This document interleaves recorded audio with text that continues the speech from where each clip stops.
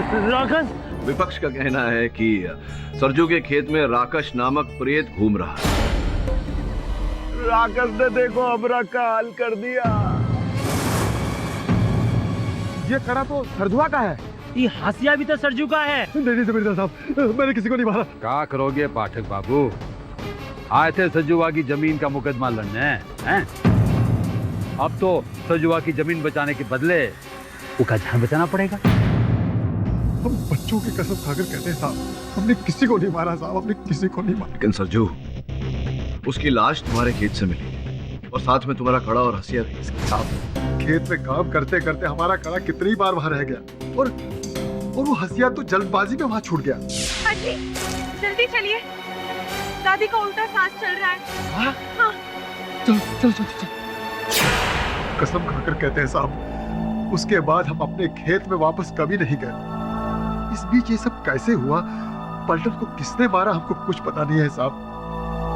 हमको तो लगता है साहब ये राकेश का ही काम है, उसी ने इस पलटन को मारा होगा। साहब, चलाने दीजिए हमने खेत को, भगाने दीजिए वो राकेश को, लेकिन अपना जान बचा दीजिए साहब। साहब, हमने किसी को नहीं मारा है साहब। अगर ऐसा है तो चिंता मत करो, न तुम्हें कुछ होगा न तुम्हारे खेत को।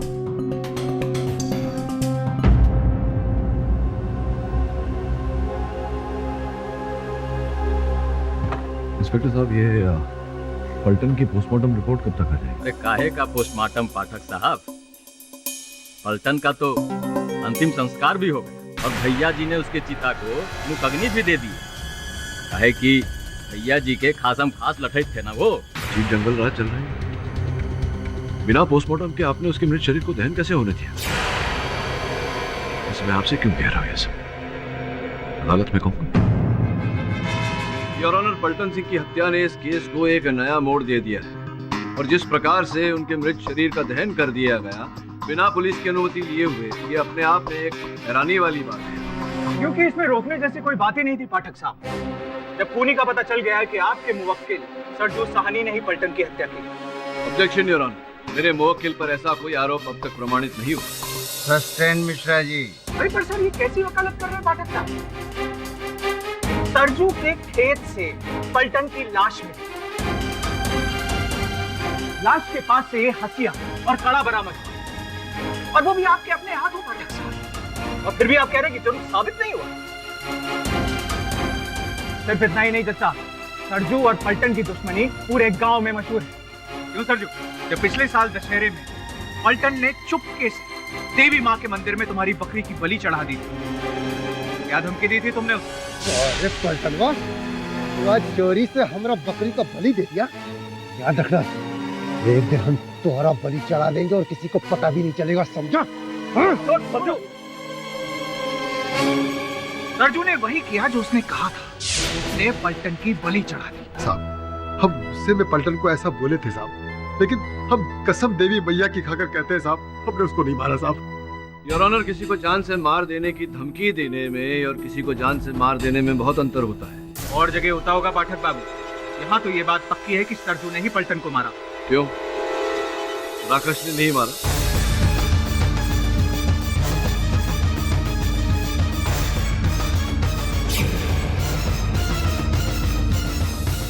कल तक तो आप राकेश की रट लगाए बैठे थे। राकेश ने मारा होता तो इसका हसिया और कड़ा मिलते।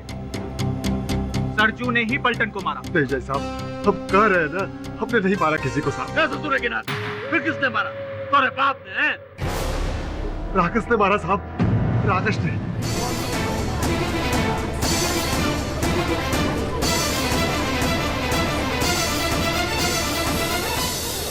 ऑर्डर ऑर्डर, कृपया शांति बनाए रखिए।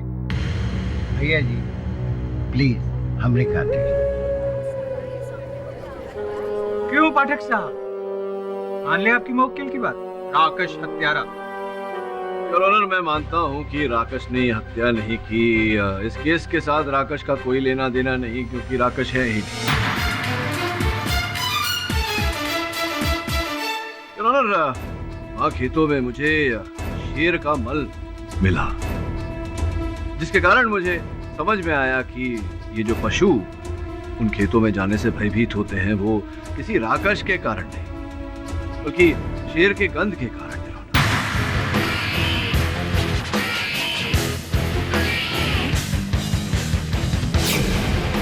इसीलिए मुझे पूरा विश्वास है योर ऑनर कि पल्टन की हत्या एक मनुष्य ने ही की है, किंतु सरजू ने नहीं। ये आप किस आधार पर कह सकते हैं पाठक जी? योर ऑनर, मैं मानता हूँ कि पल्टन का मृत शरीर सरजू के खेतों से पाया गया, किंतु जिस प्रकार से उनके शव का दहन कर दिया गया बिना पोस्टमार्टम के, योर ऑनर, पोस्टमार्टम होता अगर तो कुछ और सत्य बाहर आते, जो कि अब दुर्भाग्यवश नहीं आ सकते।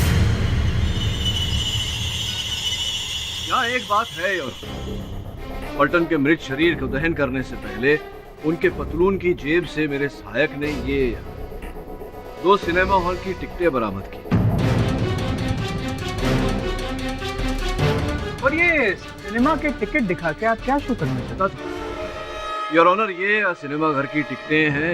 ये उसी दिन की है जिस दिन पल्टन की हत्या हुई थी, उस शाम के शो की योर ऑनर, 6 से 9 के शो की। और चूंकि टिकट फटी हुई है, इसका ये अर्थ होता है कि पल्टन ने चलचित्र देखा था, जिसके बाद में, इसके पश्चात उसकी हत्या की गई। उसी शाम को योर ऑनर, सरजू की दादी का स्वर्गवास हो गया और उस समय ये उनके देह संस्कार में लगा हुआ था, तो सरजू हत्यारा कैसे हो सकता है? हो सकता है दादी माँ के दाह संस्कार के बाद उसने ये खून किया। और जैसा सरजू का घर शमशान घाट के पास में ही है। योर ऑनर, सरजू चिता जलाने के बाद तुरंत अपने घर लौट आया था, और इस बात के साक्षी यहाँ बैठे अन्य गांववासी हैं योर ऑनर। वैसे भी किसी अपने को अग्नि देने के बाद में मन इतना बैठ जाता है योर ऑनर कि किसी की हत्या करना तो दूर, ऐसा विचार भी मन में उत्पन्न नहीं होता। पर फिर वो सरजू का कड़ा और हथिया? हाँ, ये 2 वस्तु सरजू से खेत में छूट गई थी और पहले ये बात सरजू ने मुझे बताई थी। मिस्टर पाठक, आपके अनुसार कातिल सरजू भी नहीं है और राकेश भी नहीं है, तो फिर कौन है कातिल?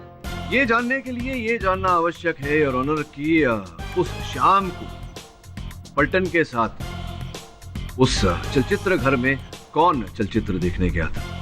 क्या आप लोगों में से कोई गया था क्या?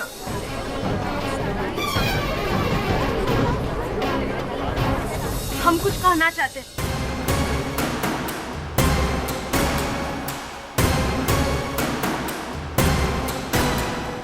जिस दिन हमारी सास गुजर गई थी, उस दिन भोरे भोरे वैदे ही आई थी हमारे पास। दादी की हालत देखकर लगता नहीं सुशीला कि ज्यादा दिन खेत पाएगी। जितनी सेवा बन पड़े कर लो। वो तो हम दिन रात करते ही रहते हैं। वैदे ही, अगर आज शाम को मुश्किल हुई ना तो तुम आ जाना। आज शाम थोड़ा मुश्किल है हमारे लिए। कहा है ना, पल्टन के साथ फिल्म देखने जाना है। अच्छा, तो आप गई थी पल्टन के साथ उस रात चलचित्र देखने? जब गई थी तो उसके साथ में ही लौटी होंगी। उसके साथ क्या क्या हुआ उस समय आप उनके संग रही होंगी, देखा होगा आपने सब कुछ? नहीं, हम कुछ नहीं देखे। कुछ नहीं देखा। अच्छा, ये सरजू जी की जो धर्मपत्नी है वो बता रही थी कि इनका विवाह हुआ उससे पहले आपका विवाह तय हुआ था सरजू के साथ, किंतु आपको छोड़कर इन्होंने सुशीला के साथ अपना ब्याह रचाया, तो संभवतः इस बात का प्रतिशोध लेना चाह रही होंगी आप। इस कारण से आपने पल्टन की हत्या की और उसके मृत शरीर को सरजू के खेत में छिपाया और इसका आरोप सरजू के सर मंड दिया ताकि इन्हें दंड मिल जाए आजीवन कारावास का और आपको अपना प्रतिशोध। बस, अरे हम तो आपको इतना बड़ा हीरो समझे थे, आप तो बहुत ही बड़े विलन निकले। रुला के रख दिया हमको। जज साहब, हम बताते हैं, ये सच है, वो दिन पल्टन के साथ हमारा फिल्म देखने का प्रोग्राम था, पर तैयार होकर जैसे ही हम घर से निकले कि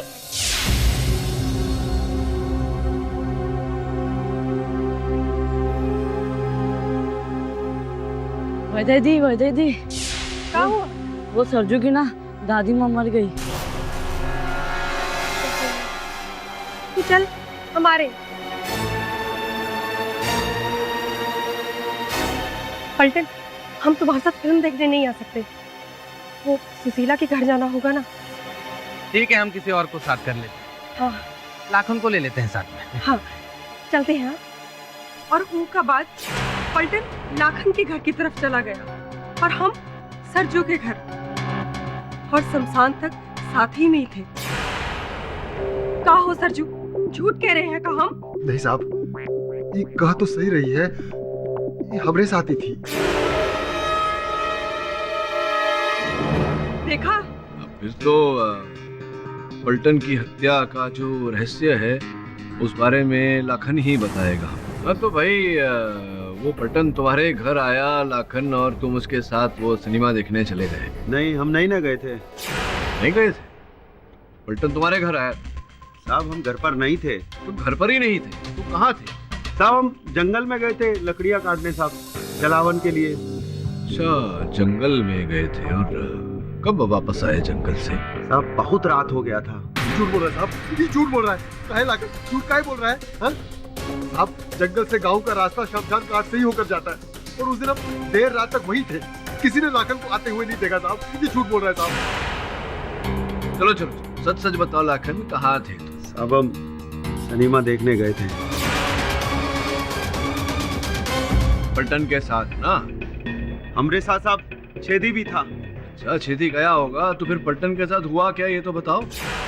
हमको नहीं मालूम साहब। तो किसको पता है? तुम्हें नहीं पता तो छेदी बता सकता है साहब। जज साहब, पलटन और लाखन को सिनेमा जाते देख हम उसके पीछे लग गए, लेकिन पलटन के पास में एक ही टिकट था। हम अलग से अपना टिकट निकाले और सिनेमा देखकर तीनों गांव वापस लौट रहे थे। अबे मजा आ गया सिनेमा देख के। अक्षय कुमार क्या किक मारता है? काहे का मजा है? मजा तो तब आता जब वैदे ही साथ में होते। उस सरजू की दादी को भी आज ही मरना था।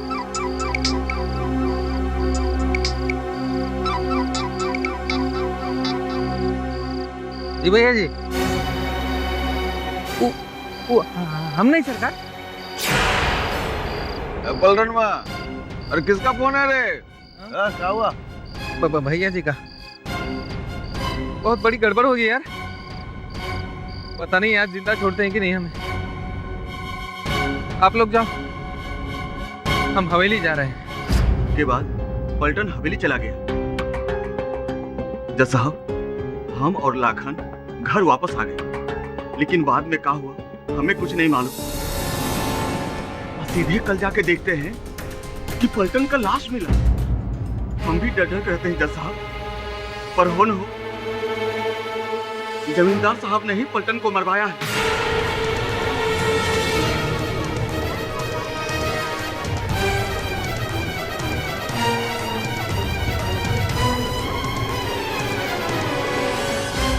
सरजू को फंसाने के लिए उनके खेत में लाश को छिपा दिया। साला छेदिया, हम पे इल्जाम लगा रहे थे। चोरी तो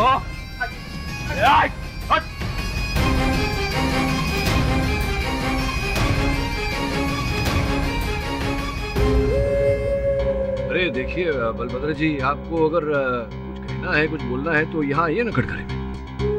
ओए वकील, थोड़ा दिमाग खसक गया है का? हमें कटकर में खड़ा कराएगा तू? हाँ? यहाँ तोरी कब्र गाड़ेंगे हम। देखिए जमींदार साहब, आप जमींदार हैं, लेकिन ये अदालत है। यहाँ पर अभद्र भाषा का प्रयोग। भाषा नहीं सिखा रहे वकीलवा। जब हम अपनी भाषा पे बतियाने लगेंगे ना, सब औकात पे आ जाएंगे, समझा?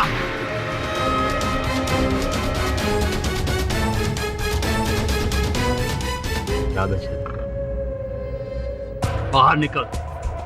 ऊपर से नीचे तक तोहे को छेद के नहीं रखती है ना, तो हमारा नाम भी बलभद्र चौधरी नहीं। समझा? तो हमारे खिलाफ बोला रे? चौधरी के खिलाफ बोला। इसके बाद ना तो गाँव में दिखेगा नहीं। ये मेरी जबान है। अरे पाठक जी, आपने ये ठीक नहीं किया। भाई जी को नाराज करके पता नहीं अब भाई जी क्या तांडव करेंगे।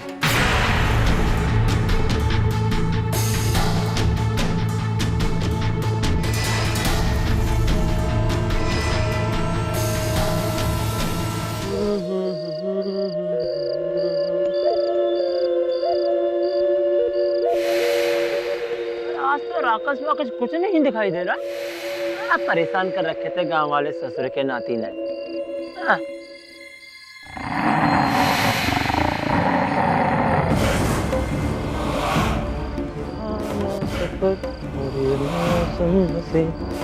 मैं डर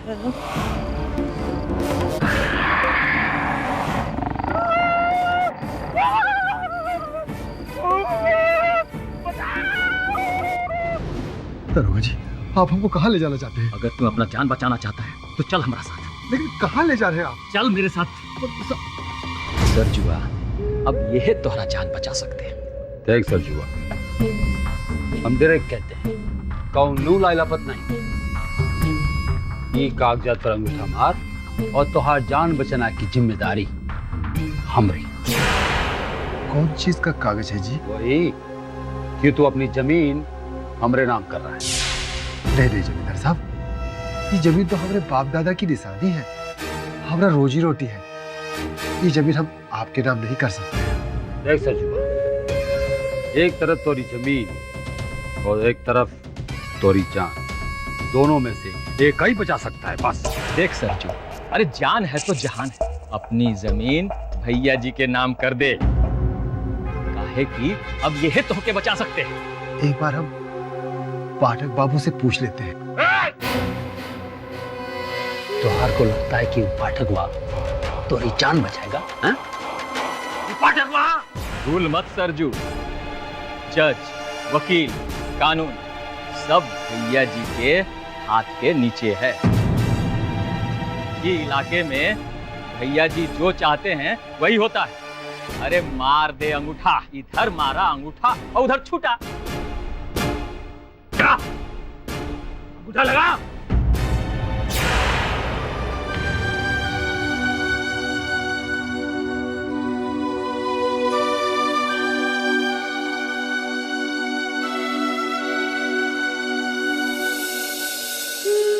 काय रो रहा तुम्हें? काय रो रहा? तुम्हारी जमीन हम फुकड़ में थोड़ी ना लिखवा ली है। ये पकड़।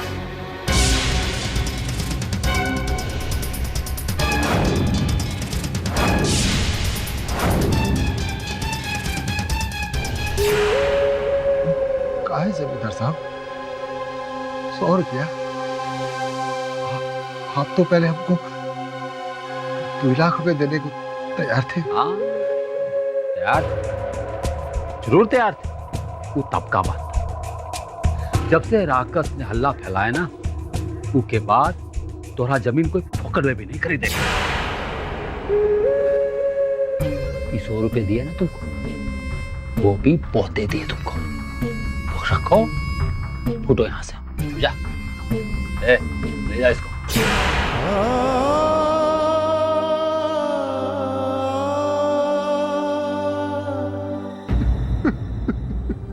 अरे बात क्या है सरजू? पूरी बात बताओ। अब सब खत्म हो गया साहब, हमारी जमीन चली गई साहब। तुम चिंता मत करो सरजू, मैं तुम्हें तुम्हारी जमीन वापस दिलवा कर रहा हूं।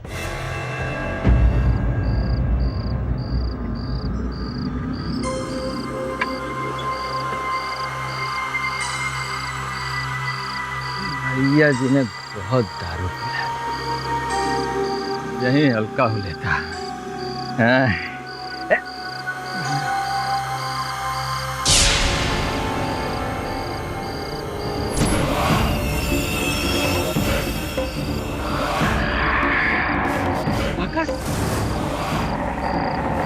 राकस, अरे भागो राकस, राकस। पाठक जी, मैं जानता हूँ मैं क्या कर सकता हूँ, क्योंकि जमींदार इस गांव को परेशान कर रखा है और वो एक डॉन है। किसी की भी हिम्मत नहीं है गांव में इसके खिलाफ कुछ बोल जाए। पूरा गांव एकजुट हो जाए तो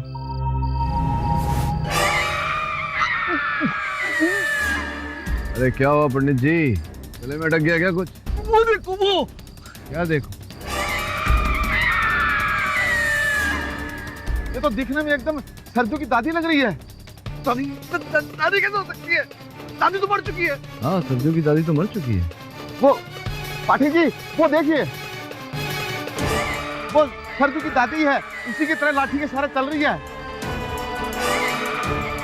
कहाँ है सरजू की दादी? वो सामने। दादी नहीं, दादी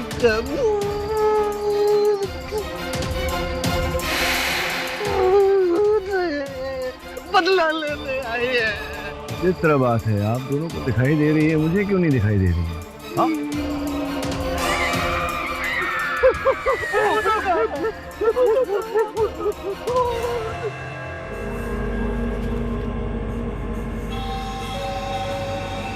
कार्य छेदिया, भैया जी से मिलना है, एगो जरूरी बात बताना है। तुम रुको, हम भैया जी से पूछ कर आते हैं।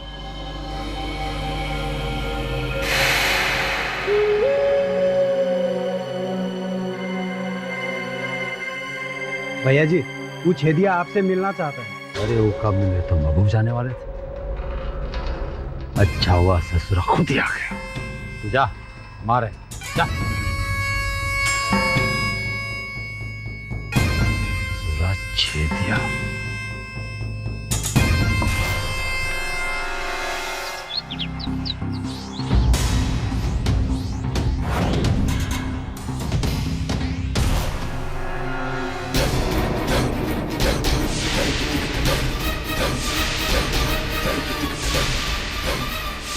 अब उनको मालूम नहीं था जमींदार इतना हरामखोर है। वो छेदी सिंह ने उसके खिलाफ कोर्ट में गवाही कह दी, उसको टकराई डाला यार। भैया जी, हमारा नौकरी का सवाल है भैया जी। ये तू समझ तो नहीं गया का? हम का हाथ गड़ी लगाएगा? हम का? अरे हम कह रहे हैं ना, हमने नहीं, वो राकेश ने छेदिया को मारा।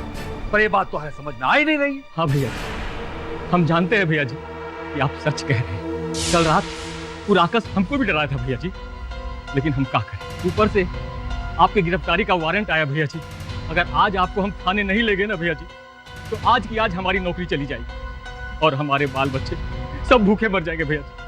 हम आपको पाँव पड़ते हैं भैया जी, आप एक बार चले जाइए ना अंदर भैया जी, हम आपको बाहर निकाल लेंगे ना भैया जी। हाँ ठीक है दयालवा, ठीक है, पर हाँ हम हथकड़ी नहीं पहनेंगे, ऐसा नहीं चलेंगे। कहा? ठीक है भैया।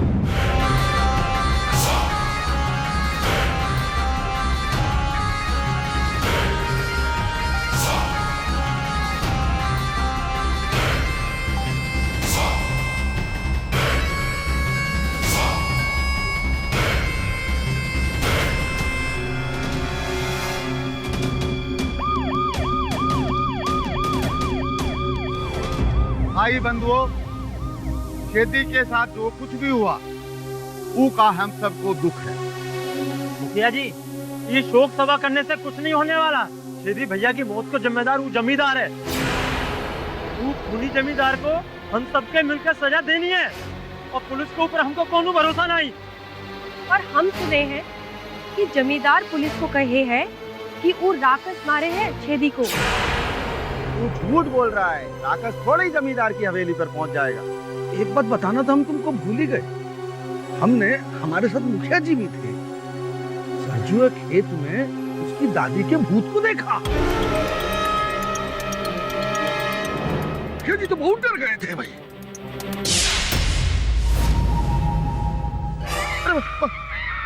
वो सरजू की दादी वो रही।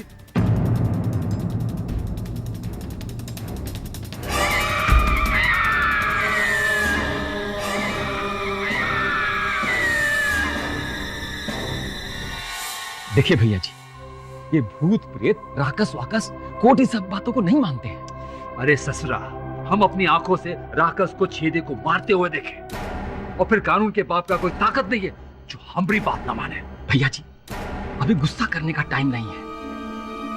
आपने भरी अदालत में छेदिया को धमकी दे दिया कि हम उसको जान से मार डालेंगे,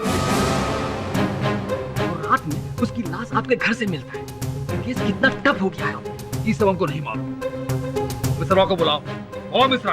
अरे नहीं भैया जी, ये केस बहुत पेचीदा हो गया है। ये मिश्रा के बस का नहीं है भैया, और ये आपकी लाइफ का सवाल है। इसके लिए केडी पाठक जैसा वकील चाहिए। अरे ससुरा, दुश्मन से दोस्ती करनी पड़ेगी।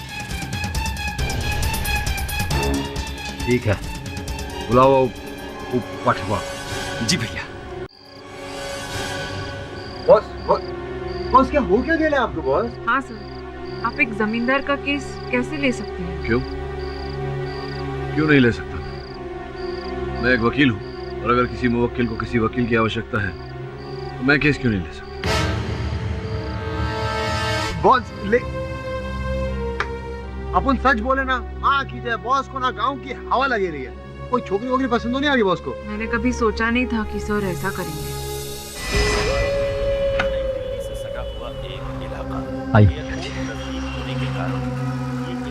क्या बात है जमींदार साहब, हाँ? कारागार में भी हवेली का रुतबा।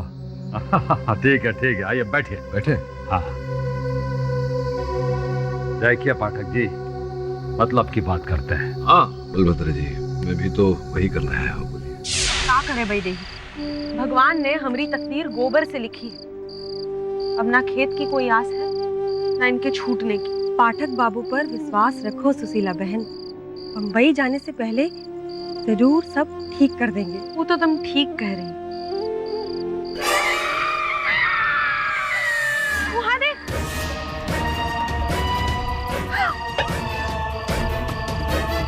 बाप रे, पंडित जी ठीक कह रहे थे। भूत बनकर वापस आइए। कुछ छेदिया दरअसल हमें कुछ बताना चाहता। जमींदार साहब, मैं मानता हूँ कि मैंने अदालत में जो कुछ कहा वो झूठ था, पर वो रात पलटन सिनेमा से लौटने के बाद आपके हवेली में नहीं गया था। नहीं, कहाँ गया था ससुरा? पलटन हुआ। ये क्या हो गया? ये बिजली ससुरी हमसे आंख पिछुले खेल रही है। देख गुरु, देख कहाँ हो बिजली का, देख।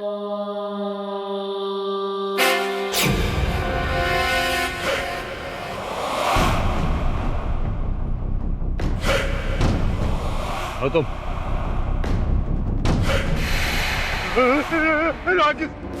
जमींदार साहब,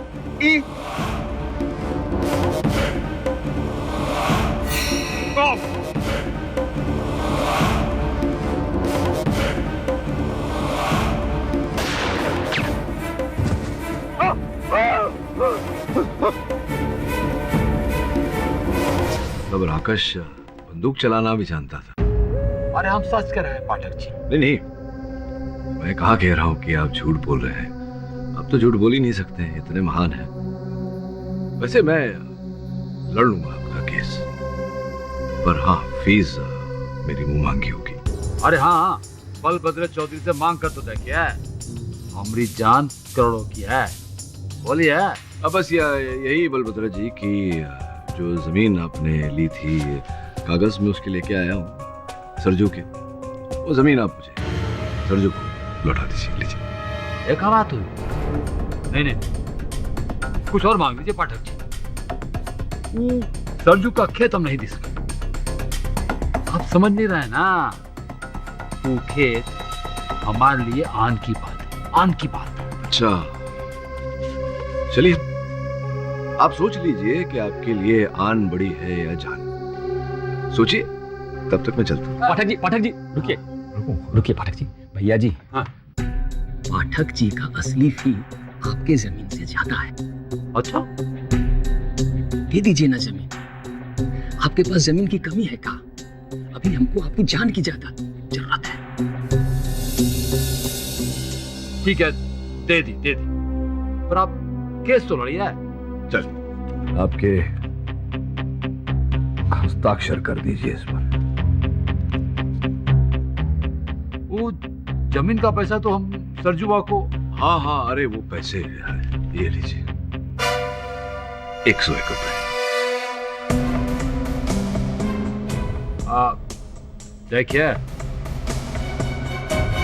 देखिए हमारा पारा गरम मत कीजिए। ये बताइए कितने दिन में हम छूट जाएंगे? बस यहाँ से मैं छूटा, वहां से आप छूटे।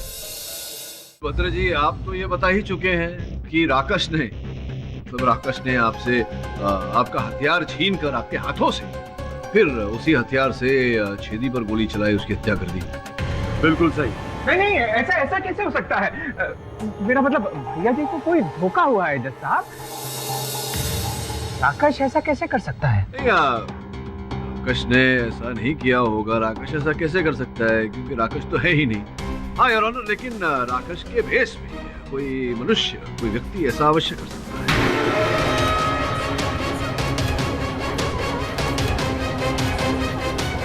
Order order. मनुष्य से एक हमको बात याद आया जज साहब। जिस रात छेदी का खून हुआ ना, उस रात पंडित जी हमारे पास आए रहे और उन्होंने बोला, हमारा सर्वनाश नजदीक है जमींदार। ये राकेश ही तुम्हारा अंत करेगा, वो भी तुम्हारे घर में घुस के। ये सत्य है ये बात? हाँ, हमने कहा था, तो हमने क्रोध में कहा था। क्रोध में? कैसा क्रोध? अब ये हमें फंसाएंगे और हम कुछ नहीं करेंगे। पंडित है पंडित, तो भगवान को मुंह दिखाना है हमको। जमींदार साहब, आपने उस गरीब सरजू के खेत के 100 रुपए देकर बिल्कुल अच्छा नहीं किया। आपने तो कहा था उसके खेत के पूरे पैसे देंगे। आप हमको मत सिखाइए क्या सही है क्या गलत पंडित जी। आपको जो दक्षिणा बोले थे ना, वो लीजिए, फुटिए यहाँ से। आपका अहंकार तो सर चढ़कर बोल रहा है। मैंने तो आपका साथ देकर ही गलती की। नमस्कार। ये किस साथ की बात कर रहे हैं? वो सरजू के खेत में जब राकेश के होने की अफवाह फैली, तो जमींदार साहब हमको घर बुलाए और हमसे बोले, यही मौका है पंडित जी सरजुआ की जमीन को हथियाने का। आप वो राकेश की अफवाह को और हवा दें और बोलिएगा कि सरजुआ की जमीन शाफिक है और उसका जलना जरूरी है। बस वो डर कर अपना जमीन हमरे हवाले कर देगा, हमको बेच देगा।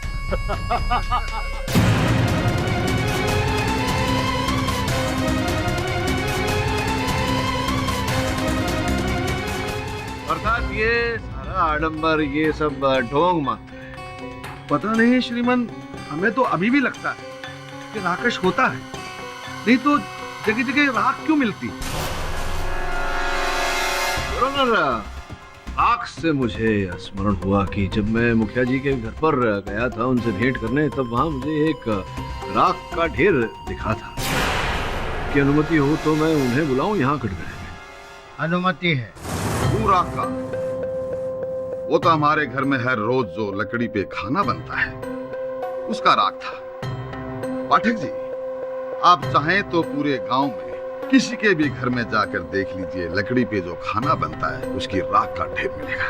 हाँ, लेकिन सबकी पलटन के साथ दुश्मनी तो थी नहीं मुखिया जी। आप कहना क्या चाहते हैं? मैं ये कहना चाह रहा हूँ कि आप जानते थे कि जमींदार बलभद्र जी पलटन को आपके विरुद्ध आपका प्रतिद्वंदी बनाकर खड़ा करने वाले थे चुनाव में।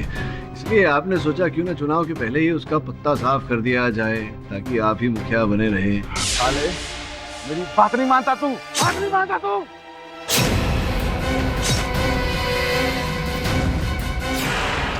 जज साहब, ये सच नहीं है, मैं कोई राक्षस नहीं हूं। और पाठक जी, जहां तक चुनाव लड़ने की बात है, हमने अगली बार चुनाव न लड़ने का इरादा किया है। हमारी कोई इच्छा नहीं है। वैसे भी हमारा मन मुखिया की कुर्सी से भर चुका है, तो फिर पलटन से दुश्मनी का वाली पैदा कहा। योर ऑनर, मुखिया जी बिल्कुल सही कह रहे हैं। पाठक साहब अपने मुवक्किल को बचाने के लिए फालतू के दांव पेच खेल रहे हैं। पलटन का खूनी सरजू ही है।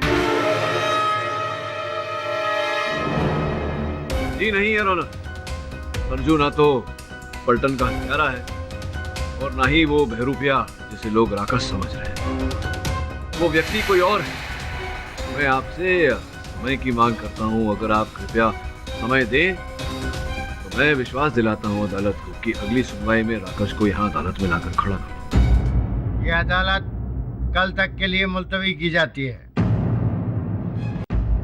एक आदमी को धोखा हो सकता है, 2 आदमी को धोखा हो सकता है, पर इन सारे गांव वालों को नहीं। सरजू की दादी का भूत इस गांव में जरूर घूम रहा है पंडित जी। और उस भूत ने किसी को नुकसान नहीं पहुंचाया है मुखिया जी। सबसे पहले तो हमें उस राकेश के अंत के बारे में सोचना है, जो सरजू एक खेत से निकलकर पूरे गांव में घूम रहा है। कल अमावस की रात है, उस चिता से निकले हुए राकेश की चिता जलाऊंगा मैं। बोलो आप सब तैयार हो?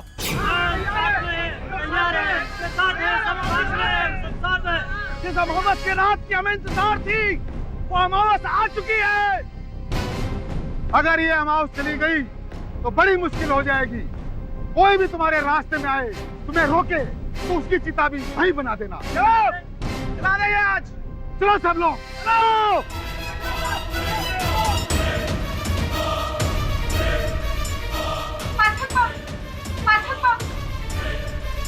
गाँव वाले हमारा खेत चलाने जा रहे हैं।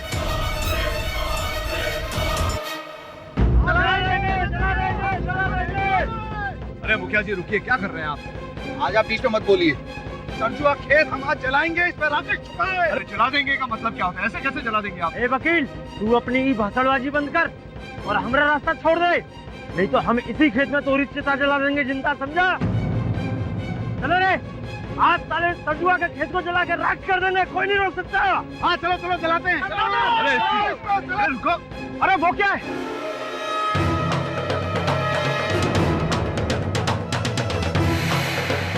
वहाँ तो कुछ जल रहा है। चिता, ये चिता है। किसकी चिता है ये?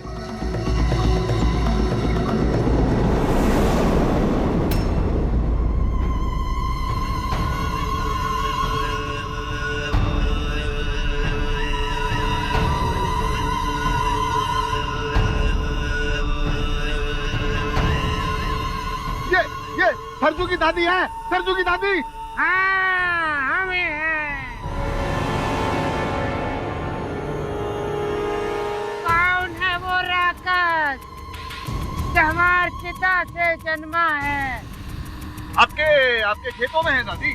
नहीं, हमार खेतों में नहीं, हमार सामने है एक ऐसा राकेश जिसने हमार पोते को थाने में डलवा दिया है।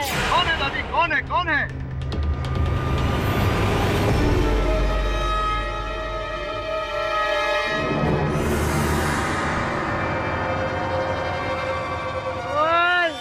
देखिए दादी,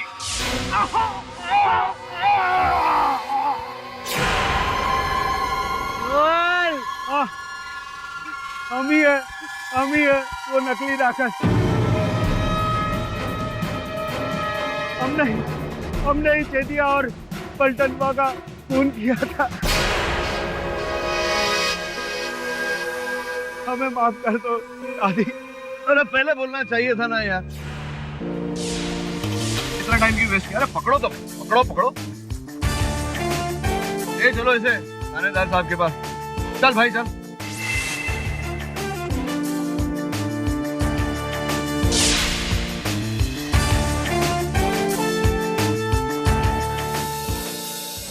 योर ऑनर, अब ये बात सिद्ध हो गई है कि लाखन ही पलटन का असल हत्यारा है और यही अपना गुनाह छिपाने के लिए राकेश बनकर लोगों को भयभीत कर रहा था। पाठक साहब, लाखन के ऊपर तो किसी को शक भी नहीं था। फिर नहीं, मुझे था संदेह। मुझे संदेह हुआ तब योर ऑनर, जब मैंने अदालत से लाखन को प्रस्थान करते हुए देखा। चोट पर जो पट्टी लगी हुई थी वो मुझे जरा हिली हुई किसी और स्थान पे ही दिखाई पड़ी। और जैसा कि इनका कहना था, इन पर आक्रमण किया था राकेश ने, तो वो निशान आक्रमण के वो भी नहीं थे उपस्थित। योर ऑनर, मैंने अपने सहायक श्रवण को कहा था कि सरजू की दादी का भूत बनकर वो लोगों को भ्रमित करने का प्रयास करे ताकि भयभीत होकर कोई सत्य उगल दे। किंतु जब संदेह हुआ मुझे लाखन पर, तब मैंने श्रवण को कहा कि वो केवल लाखन पर नजर रखे। मेरा अनुमान उचित निकला यार, लाखन ही वो हत्यारा है। क्यों ना लाखन साहब से ही हम पूरी कहानी सुने। लाखन बताओ ना। बोल बे, बोल। जज साहब, हम छेदी और पलटन तीनों सनीमा देखने गए थे साहब। वहां से लौटकर दारू की भट्टी पर शराब पिया, जमकर धुत शराब पिया साहब। वहां से गांव लौट रहे थे साहब, तो छेदी और पलटन का झगड़ा हुई गवा। पलटनुआ, अरे भाई दे तो तोरे जैसे को तो घास तक नहीं डालेगी रे। हमका नहीं डालेगी तो क्या तुहार जैसे गधे को खिलाएगी? पलटनुआ, तू हमको गधा बोला? ए, साला कमीना!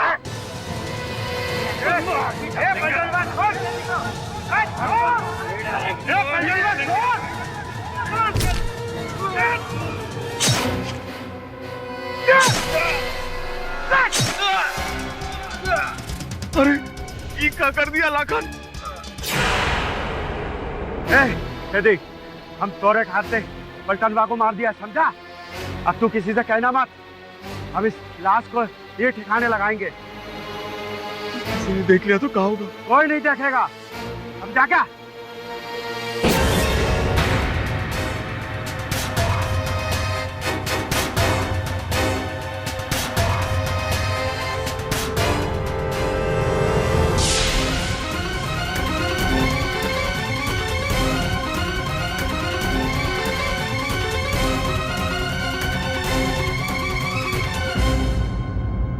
वहीं से हमको राकस का बात दिमाग में आया साहब, और हम चिता के पास जाकर बड़ा बड़ा पैर का निशान बना दिया और राख को इकट्ठा कर कर एक साथ जमा किया साहब। उस अंतिम लकड़ी को भी हम जला दिया, जिससे लोगों को लगे कि वो लकड़ी गायब हो गया साहब। शरीर पर राख लगाकर आंखों पे साहब वायर वाला लाइट साहब, वो टेप रिकॉर्डर पर अजीब अजीब आवाजें निकाला साहब, और वो शेर का मल साहब जिसे सूंघकर जानवर डरे। ये साहब सब हम दोनों का ही किया धरा था साहब। हमने छेदी को इसलिए मारा साहब कि वो जमींदार साहब को सब बताने जा रहा था। देख लाखन, अब हमसे और झूठा नाटक नहीं हो सकता। अरे सरजू अपना दोस्त है, उसके साथ बहुत बड़ा अन्याय हो रहा है। हम आज ही जमींदार साहब को सब कुछ सच सच बता दें। मेरा जमीर जाग उठा है। छेदे बहुत समझाया साहब, नहीं माना, तो हम राकस बनकर जमींदार साहब की हवेली पर चले गए। इससे पहले कि वो कुछ बोले उसे भी मार दिया साहब। इसका अर्थ ये होता है योर ऑनर कि हमारे जो जमींदार साहब हैं बलभद्र सिंह जी, वो निर्दोष है। पलटन और छेदी दोनों का हत्यारा लाखन ही है। अब आप निर्णय सुना दें तो बड़ी कृपा होगी। अदालत लाखन यादव को दोषी पाते हुए उम्र कैद की सजा सुनाती है। सरजू साहनी को बाइज्जत बरी करने का आदेश देती है। साथ ही जमींदार साहब को भी।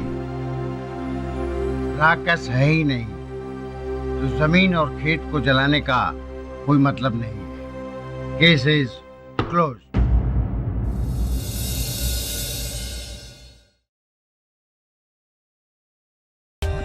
For more updates, subscribe to our channel, click the show links and enjoy watching the videos.